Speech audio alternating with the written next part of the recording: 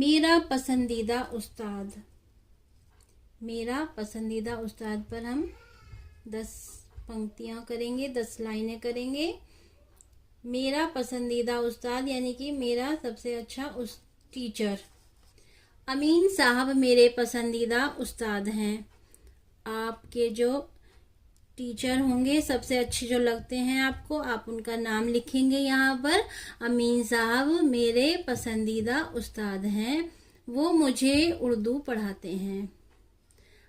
वो मुझे उर्दू पढ़ाते हैं। आपके टीचर जो पढ़ाते हैं, आप यहाँ पर वो लैंग्वेज लिखेंगे।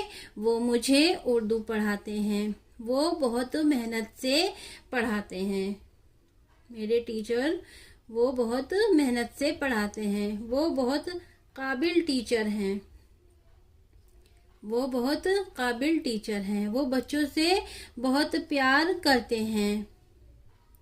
वो बच्चों से बहुत प्यार करते हैं। बच्चे भी उनसे प्यार करते हैं। बच्चे भी उनसे प्यार करते हैं। वो बहुत खुश मिजाज हैं। वो बहुत मेहनती उस्ताद हैं। हम सब उनकी बहुत इज्जत करते हैं। हम सब उनकी बहुत इज्जत करते हैं। हमारे स्कूल को भी उन पर फख्र है। हमारे स्कूल को भी उन पर फख्र है। हमारे स्कूल को भी उन पर प्राउड है।